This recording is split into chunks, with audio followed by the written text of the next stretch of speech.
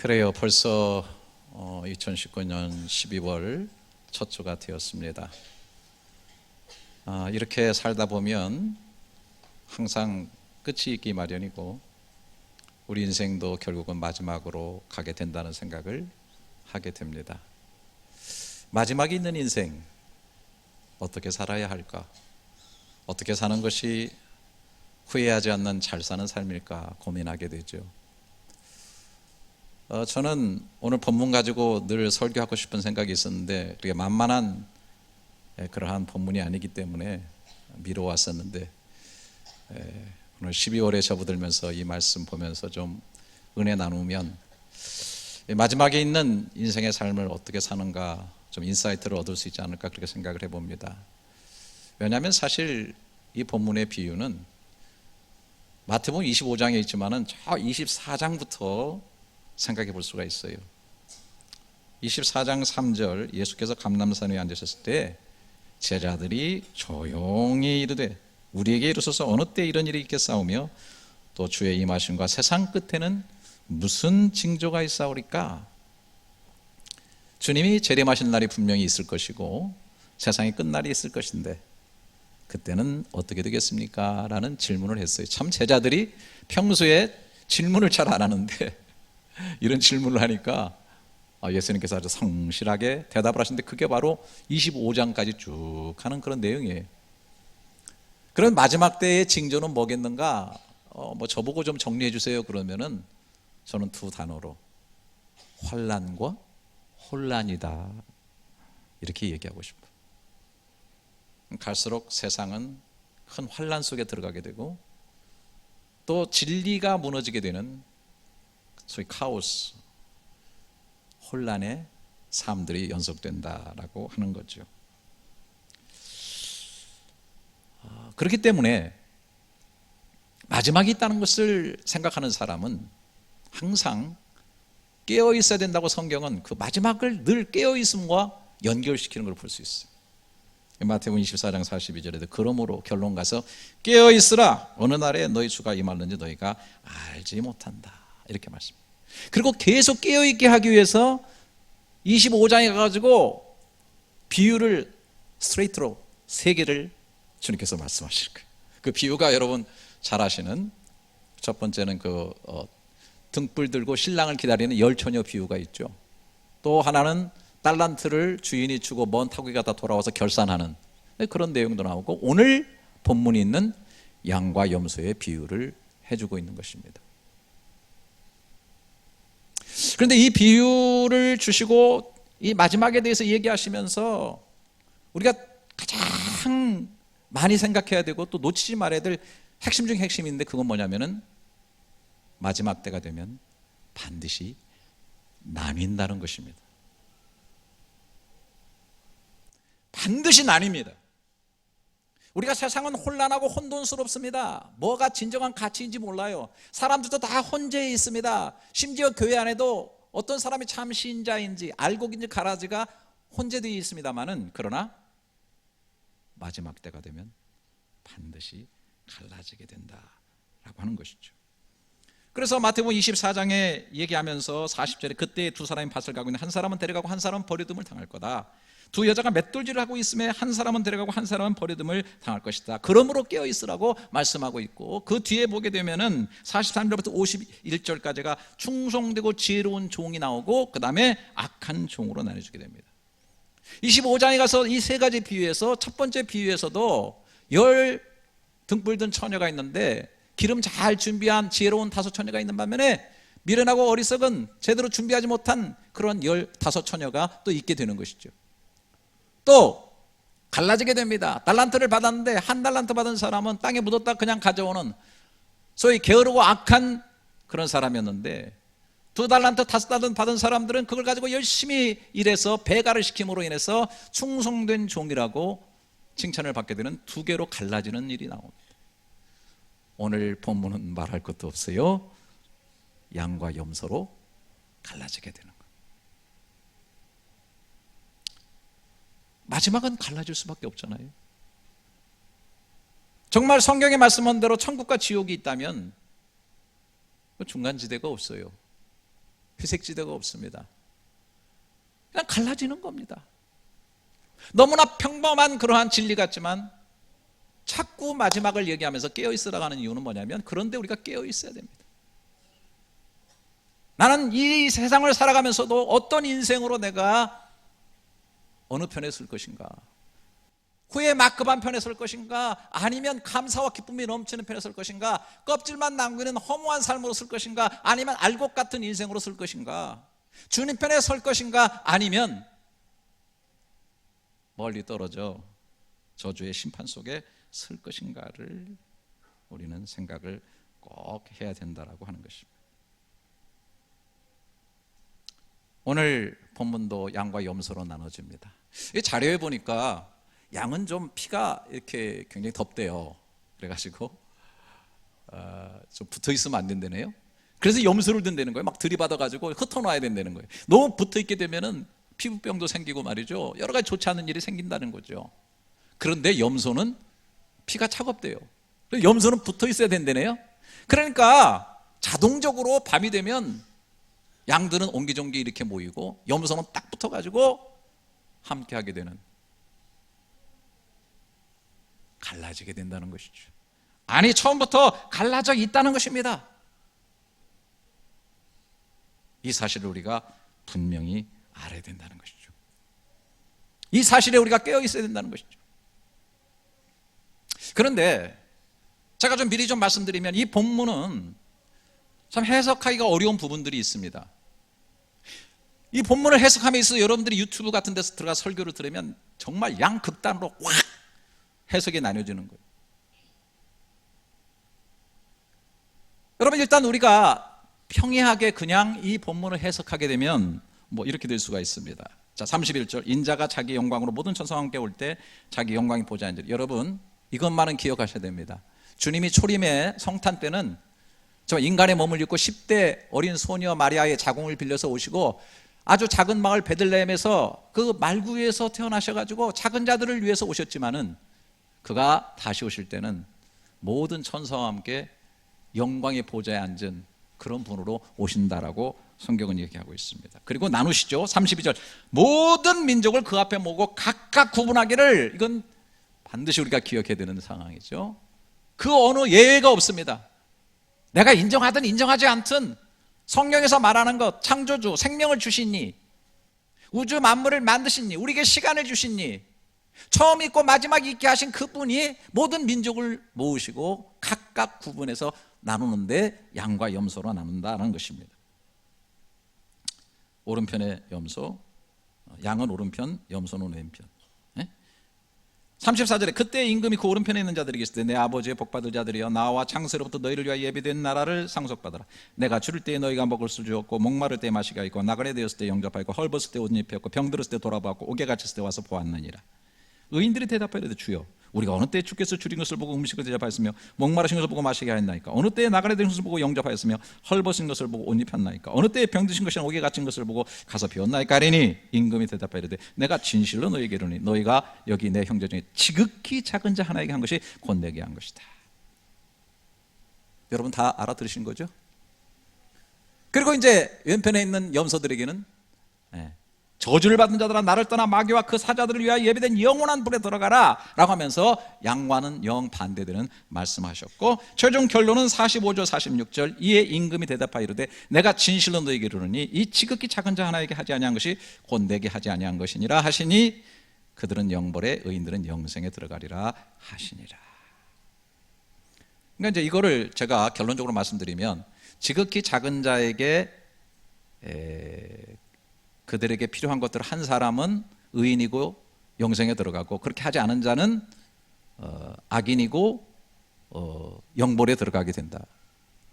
자, 그래서 이 비유를 그렇게 해석하면 이제 다 끝나요. 그리고 굉장히 참 뭐 본문 자체가 그렇게 얘기를 하고 있죠. 비유니까. 그래서 이것을 해석하는 분들이 그렇게 얘기를 합니다. 봐라, 교회가 말이지, 한국 교회가 말이지, 자꾸 목사들이 믿음으로만 구원받는다고 그따위에 자꾸 얘기하는 이런 사기적인 그러한 설교를 자꾸 해야 된다. 봐라, 분명하게 여기에 영벌에 들어가고 영생에 들어가는 그 갈라짐이 지극히 작은 자에게 하는 거 아니냐. 그건 정말로 한 영혼들에 대해서 선한 일을 하고 그런 일을 똑바로 하게 될 때에 구원을 받는 것이지, 뭐 예수만 믿는다고 구원받는가. 너무 그런 기만적인 설교, 그런 거. 그래서 막 여기에 막 그냥 불을 토하면서 그렇게 설교를 하는 그런 내용들이 굉장히 많이 있습니다. 어쩌죠? 저는 그쪽에 속하는데. 웃지를 않으시니까 참 너무 답답하다. 일단은 제가 조금 더 파고 들어가 보겠습니다. 자, 만약에 정말 이것이 이 진리가 말하는 전체라고 한다면 사실은 예수님은 이 교훈을 말하시고 천군 천사의 호의를 받고 하늘로 올라가시면 됩니다. 왜? 네 알아서 하세요예요. 네 알아서 하세요. 지극히 작은 자에게 정말 선행을 제대로 베푼 사람은 구원받을 것이요, 그렇지 않은 사람은 구원 못 받으니까 그 일을 하라 라고 말씀하시고 교훈을 주셨으니까 그냥 승천하시면 되는데, 왜 겟세마네에서 십자가 놓고 피땀 흘려가며 기도하시고 왜 그 고난의 모진 십자가를 지고 하나님이신 하나님의 아들이 죽기까지 하셨나. 또 이런 걸 생각해 본다면은 사실 우리가 선행으로 구원받을 수 있는 조건이 아무것도 없는, 또 선행으로 조건으로 구원받는다고 하면은 그 주님의 죽으심을 무효화시키고 헛되하기 때문에 아주 깊은 문제가 생기는 것이죠. 저는 어쨌든 오늘 여러분들에게 일단 큰 그림으로 제가 말씀드리고 싶어요. 이것은 궁극적으로는 구원에 명쾌하게 관련된 비유는, 구원에 관해서 얘기하고 싶어서 주신 비유는 아니다라는 것을 여러분들에게 말씀드리고 싶어요. 그러면 이 비유의 내용은 뭐냐? 예수님께서 제자들이 주님의 사람들이 마지막 때 어떤 일이 일어날 겁니까? 라고 할 때 깨어있는 삶을 살아야 되는데 그 깨어있는 삶이란 뭐냐? 라고 하는 데 대한 질문에 대해 대답하시면서 너희들이 내 제자고 그리고 믿음의 사람이라고 한다면 깨어있는 너희 마음을 갖고 너희 마음이 어디로 흘러가고 어떤 일을 해야 되는가 라고 하는 사실을 이야기하는 그런 내용의 비유라고 저는 생각을 하는 것입니다. 그러니까 구원받은 주님의 백성들이 주님을 선한 목자로 삼고 양된 주의 백성들이 그 마음이 어디로 흘러가야 되고 무엇을 보면서 살아야 되는가 라고 하는 것을 얘기한 것이라고 하는 것입니다. 그래서 제가 전제로 우선 이렇게 말씀드리고 싶어요. 양은 처음부터 양이고 염소는 처음부터 염소다. 양이 염소가 되는 게 아니고 염소가 양이 되는 게 아니다. 창세로부터 예비된 복을 받으라. 여기에 초점은 뭐냐면 양된 우리가 어떻게 살아야 되겠는가 라고 하는 것을 강조하고 있다. 그 다음에 제가 또 한 가지 더 말씀드린다면, 여기 이제 그 양들로 분류된, 염소로 분류된 사람들이 어떻게 해요? 양으로 분류된 사람들이 주님께서 너희가 이렇게 지극히 작은 자에게 했다 그랬더니 그쪽에 있는 사람들이 뭐라고 말했어요? 언제 우리가 그런 일을 했습니까? 언제 우리가 누가 줄일 때 먹여줬고 주님이 줄일 때 먹여줬고 언제 주님이 오게 갈 때 우리가 돌아봤고 언제 주님 헐벗을 때 우리가 옷을 입혔습니까? 우리 그런 적 없습니다. 그래서 주님이 지극히 작은 자에게 한 것이 곧 나에게 한 것이다. 이게 뭡니까? 자기도 모르고 했는 거예요. 내추럴하게 한 거예요. 양은 양의 본성대로 하는 거예요. 우리가 정말 구원받은 자라면 우리는 그런 일을 당연히 할 수밖에 없는 거예요. 구원받으려고 그런 일을 한 게 아니었어요. 그냥 구원받았고 은혜 받았기 때문에 그런 일을 하는 거라는 것이죠. 여러분,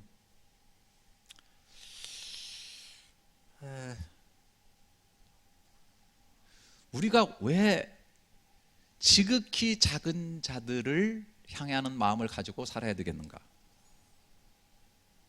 왜 주님은 이 비유를 우리에게 해주셨다고 생각하세요? 왜 구원받은 자들, 왜 주님의 양이라면 그 마음이 지극히 작은 자들 향하여 흘러가야 된다고 생각하세요? 생각하기 싫으세요?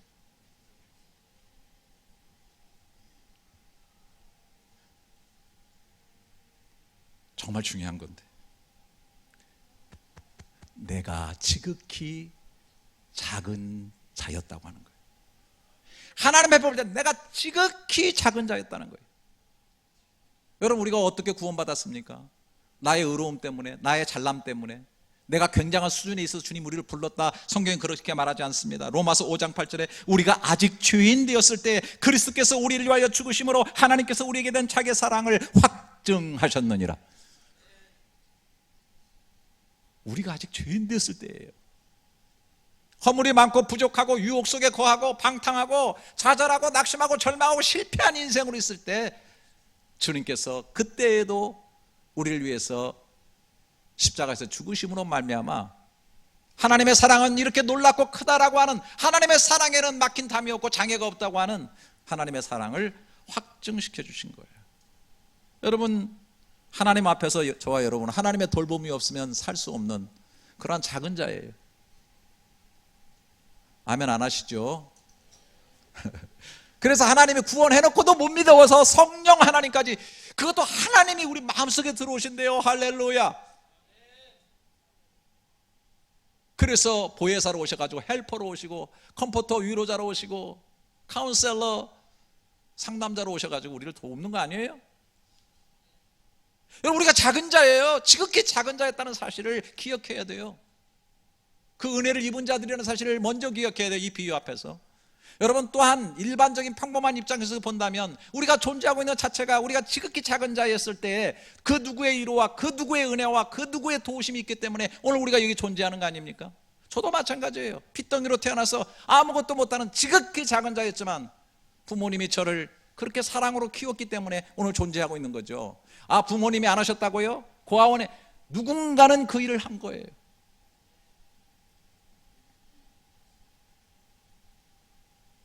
그리고 우리는 그 사랑을 입으면서 자란 거예요. 우리는 지극히 작은 자였을 때가 얼마나 많은지 몰라요. 제가요, 초등학교도 들어가기 전에 저 깡촌 시골에서 자라니까 우리 이모가 서울로 가가지고서 엄청나게 부자로 사셨어요. 저 모래내 시장에서 옷가게를 크게 하고, 우리 이모부가 고대 법대 출신인데 조달청에 근무하시니까 하여튼 뭐 텔레비전 일제껏 가져와가지고, 그 당시에 그 동네에서 텔레비 한 대도 없을 때 그 이모 집에 텔레비가 있어가지고 뭐 무슨 경기 안 나오면 막 온 동네 사람들 다 모이는데, 제가 초등학교 가기 전에 한 달 동안 이모 집에 가 있었어요. 뭐 재고로 남는 옷 다 입혀주시고요, 맛있는 것 엄청 먹고 남 못 보는 거 텔레비전 보고 말이죠. 야, 전기도 안 들어오는 시골 촌동네 살다가 서울 가니까 얼마나 좋은지. 그리고 서울 사람들은 이렇게 말하더군요. 그랬니? 저랬니? 제가 그걸 연락에 연습해가지고 한 달 뒤에 이제 시골로 갔을 때 저는 정말 득이양양했어요. 나는 이랬니 저랬니 할 수 있다.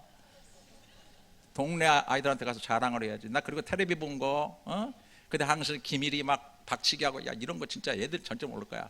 그래서 내가 엄마한테 진짜 이랬니 저랬니 하면서 진짜 내가 해야지 하고 막 얼마나 개선 장군처럼 대문 열고 싹 들어섰는데 엄마가 텐마루에서 바느질 하고 계시더라고요. 엄마! 그러니까 엄마가 벌떡 일어나시더니, 정말이에요, 맨발로 마당, 굉장히 진흙바닥이거든요, 옛날 시골 마당, 막 뛰어오시더니 나를 숨막히게 껴안으면서 아들아 뭐 하면서 막 우시는 거예요. 나는 지금 그랬니 저랬니 하려고 준비를 잔뜩 하고 있는데 너무 충격을 받은 거예요. 지금도 어머니가 50살 돌아가시고 내 나이가 지금 60이 넘었는데 생생하게, 너무나 생생합니다. 내가 너무 충격을 받았기 때문에 어머니 왜 이러시나. 하지만 지금 평생 잊을 수가 없어요. 나를 숨막히게 껴안아주면서 흐느끼는 그 어머니의 그 울음소리에 나에게 녹아드는 그 어머니의 은혜와 그 사랑이 내 피 속에 흐르고 있고 내 삶 가운데 흐르고 있기 때문에 저는 그래도 인생에 어려운 순간이 있고 힘든 일이 있어도 당당함과 내가 사랑받는 그 어머니의 자식이라고 하는 이 당당함이 저한테 자존심이 있었던 거예요. 그러나 인생을 살아가면서 나는 지극히 작은 자라고 하는 사실을 너무나 절감하는 순간들이 너무 많았어. 제가 여기 처음에 와가지고 88년 7월 달에 왔는데 11월 달이 되니까 벌써 저의 철없는 목사의 만 서른에 온 거예요. 담임 목사로. 저보다 나이가 어린 사람이 한 가정밖에 없었어요. 유학으로 온 사람. 그러니 새끼 목사, 작은 목사였습니다. 벌써 7월 와가지고 11월이 딱 되니까요, 온 교회에 철없는 목사, 문제가 많고 목사 같지 않다는 얘기가 아주 돌고 이제 제 귀에까지 들어와가지고 만신창이가 된 거예요, 여러분. 이럴 때 아멘 하는 사람은 정말 훌륭한 사람이에요. 그런데 11월 어느 날 아침에 딱 식사를 하려고 했더니 미역국 있다고 올라온 거예요. 이게 뭐냐 그랬더니 당신 생일이래. 야, 그때요 정말 제가요 뜨거운 눈물을 흘렸어요. 너무나 초라하고 너무나 외롭고, 내가 해외에 나와서 그래도 담임 목사로 왔는데 이렇게 첫 번째 생일을 맞는데 아무도 내 생일을 기억하는 사람 없고, 한국에 있으면 그래도 친구들이라 있고 장모님이 챙겨주시든지 정말 그래도 남부럽지 않은 생일상을 받았을 텐데, 이렇게 많은 성도들이 있는데 아무도 생일 하나 챙기는 사람이 없이 미역국에 올라오는구나. 그것도 나는 이렇게 외롭고 지극히 작은 자란 말인가. 제가 막 정말 엉엉 울었어요. 근데 옆에서 누가 감사 하나 주더라고요, 제 마누라가. 그리고 그의 음성을 평생 잊을 수가 없어요. 세상이 뭐라 그래도 나는 당신 편입니다. 힘내라고. 여러분, 지극히 작은 자로 느껴질 때가 우리 인생에 진짜 많은 겁니다. 제가 해외 한인 목회하면서 나름대로 당당하고 길을 펴고 있는데도 자식들 교육하고 일하다 보면은 한없이 작아지는 것을 느껴요. 우리 둘째가 음악을 하면서 여기서 음악을 해가지고 이제 미국으로 가서 공부를 해야 되는데 도저히 앞길이 열리지는. 장학금을 어느 정도 받으니까 교회에서는 후원을 하겠다고 그러는데 제 양심으로 목사 아들 유학까지 가는데 제가 하기가 어렵더라고요. 또 그것만이 아니라 가서 생활을 해야 되는데 그걸 어떻게 하냐고요.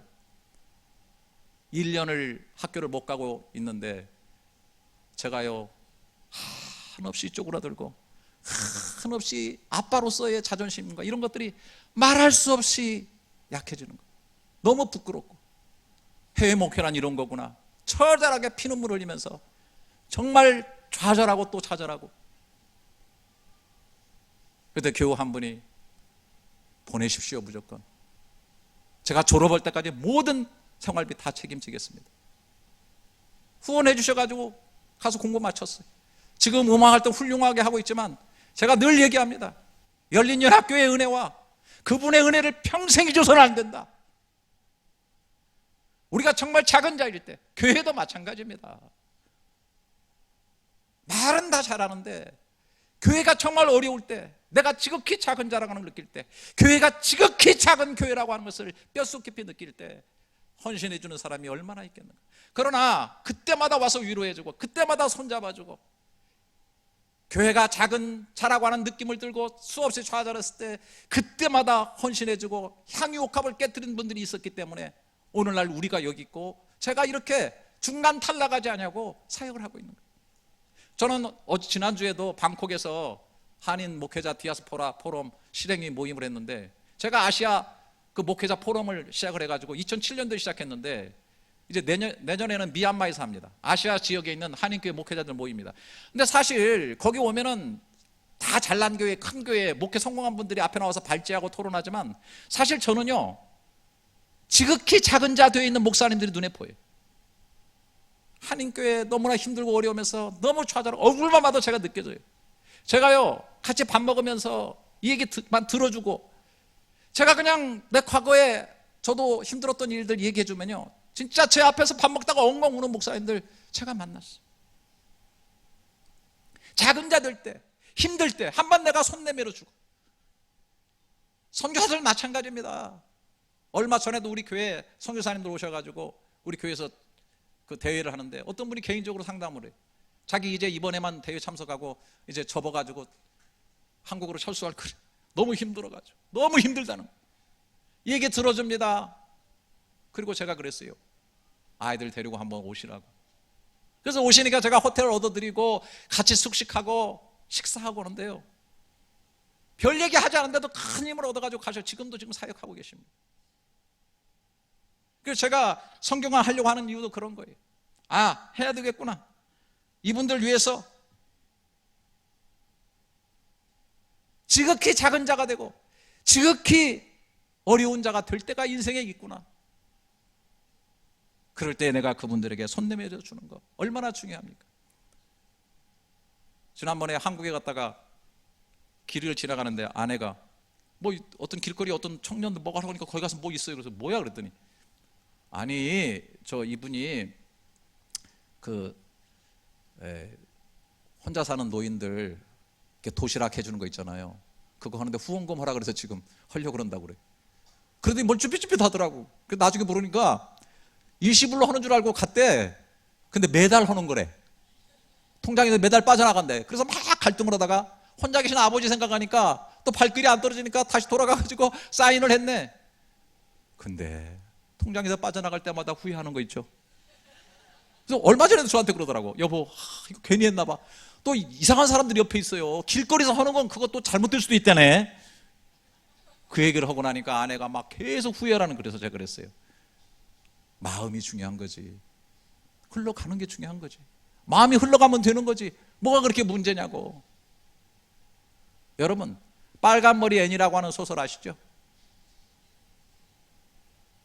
그 매슈라는 사람이 자기 가사에 좀 도움이 될까 해가지고 남자아이 고아 하나를 입양하려고 동생하고 같이 갔는데 서류가 잘못돼가지고 아주 깡마른 얼굴에 주근깨 있는 머리가 빨간 여자아이를 데려온 거예요.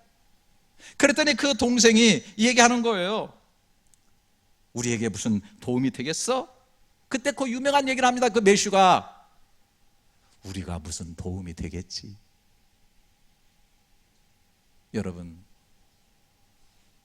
우리가 무슨 도움이 되겠지. 지극히 작은 자의 정의를 우리가 어떻게 할 수 있습니까? 지극히 작은 자는 어떤 자입니까? 우리말로 쉽게 말하면 나보다 못한 사람이에요. 나보다 못한 사람 옆에 많아요. 나보다 조금 못 배운 사람, 나보다 조금 못 가진 사람, 나보다 지위가 조금 낮은 사람, 나보다 조금 삶이 어려운 사람, 너무 나보다 지쳐있는 사람. 여러분, 나보다 못한 사람은 세상 본능은 어떻게 됩니까? 갑질의 시작이에요. 갑질하기 시작합니다.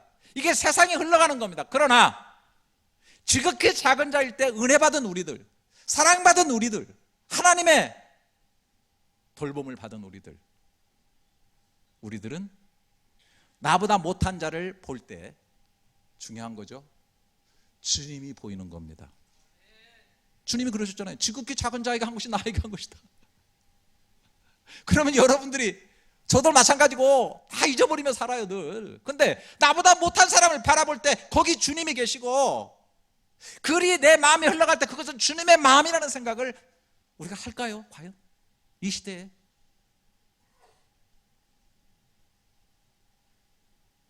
그러나 저는 믿습니다. 이 주님의 마음이 흘러갈 때 마지막 시대에 세상 끝날까지 복음이 증거되리라 한 그 복음이 흘러 들어간다고 저는 믿습니다. 심장은 피가 모이는 곳이죠. 그러나 모이기만 하면 안 됩니다. 뿜어줘야 돼서 저 말초신경까지 이 피가 가야 됩니다. 그렇지 못하게 될 때 우리는 동맥경화증에 걸렸다고 얘기하는데, 제가 그 얘기를 한번 했더니 어떤 분이 옆에서 그래요. 그 경제학자 그분이 있는데, 목사님 동맥경화증 말고요 돈맥경화증이라는 게 있어요. 돈맥경화증. 경제학에 그런 게 있대. 돈이 들어가면 안 나와가지고 딱 막혔다는 거예요. 여러분, 이 본문에서 우리에게 주고자 하는 메시지는 지극히 작은 자, 나보다 못한 자 속에서 주님의 모습이 보여야 되는 줄 믿습니다. 우리 교회에 성경 공부를 시작하게 하려고 우리 교역자들을 훈련시키기 위해서 오신 목사님이 때만 되면 저한테 카톡을 보내요. 그런데 제가 엊그제 받은 카톡 쪽에 이런 내용이 있는데 제가 한번 읽어드릴게요. 남편 없이 홀로 아이를 키우는 여인이 있었습니다.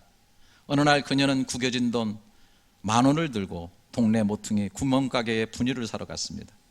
분유 한 통을 계산대로 가져가니 주인은 16,000원이라고 합니다. 힘없이 돌아서는 아이 엄마 뒤로 가게 주인은 분유통을 제자리에 올려놓습니다. 그러다가 가게 주인은 분유통을 슬며시 떨어뜨립니다. 주인은 가게를 나가려는 아이 엄마를 불러 세우고서 찌그러진 분유는 반값이라고 말합니다. 10,000원을 받고 2,000원을 거슬러 줍니다. 아이 엄마는 너무나 감사한 마음으로 분유를 얻었고 가게 주인은 8,000원의 천국을 얻었습니다. 분유를 툭 하고 떨어질 수 있는 그 마음은 저는 깨어있는 마음이라고 생각합니다. 도움은 안 되겠지만 우리가 도움이 될 수 있겠지라고 하는 그 마음은 천국이 깃든 마음이라고 저는 믿습니다. 우리가 가져야 될 마음인 것입니다. 이게 있습니다. 이게 뭐냐면 각종 과자나 여러 가지 것들이 들어있는데 심린기밖에 안 돼요. 우리 연말에 이곳에 정말 난민들이 굉장히 많이 있어요. 우리 선교사님 난민 학교를 하는 분들이 굉장히 많습니다. 우리가 평소에는 마음을 주지 못했지만은 연말이라도 한번 우리가 챙겨보면 어떻겠까. 그래가지고 여러분들이 얘기를 하셔가지고 이걸 하나 만들어 봤고, 여러분들 오늘 봉투가 나갔을 텐데 자, 마음이 흘러가시는 분들은 헌금하시면 됩니다. 그래서 이게 한 10개 정도, 한 800개 정도 만들어가지고 우리 난민학교 우리 수고하시는 선교사님들에게 주어서 아이들한테 전달하려고. 이번에 우리 최대검 선교사님도 계신데 12월 중순에 또 우리 교회에서 한 500명 그 아이들 와가지고 여기에서 연말에 또 위로잔치도 하고 우리 교회가 다 또 식사를 제공합니다. 또 16일 날은 또 이 말레이시아에 있는 우리 선교사님들 가족들이 또 우리 교회에 다 와서, 교회가 또 이렇게 규모가 있다고 생각하나 봐요. 그래가지고 와서 또 연말에 또 위로 잔치를 또 하게 됩니다. 여러분들이 평소에 우리 선교사님들 한번 대접도 한번 해야 되는데, 내가 힘들지만 그래도 밥을 한번 사야 되는데, 이렇게 생각했다면 기회입니다. 그냥 여러분들이 헌금해 주시면 잘 사용해서 교회에서 정성껏 그분들 대접하고 힘들고 어려울 때 위로가 될 수 있는 그런 일을 해보고 싶은 것이죠. 마지막, 이 있다는 사실에 깨어있는 사람이라고 한다면, 깨어있는 그 마음은 툭 하고 분유통 떨어뜨리고 깡마른 보잘것없는 빨간머리 앤을 향해서 도움이 뭔가 되어줄 수 있을까라고 하는, 그렇게 툭 깨달아지는 그런 마음을 가지고 주님 대하듯 작은 자, 지극히 작은 자를 향해서 우리 연말에 사랑의 마음들이 꼭 흘러가는 그런 천국이 이루어질 수 있기를 주님의 이름으로 축복합니다. 기도하겠습니다. 하나님 아버지, 우리는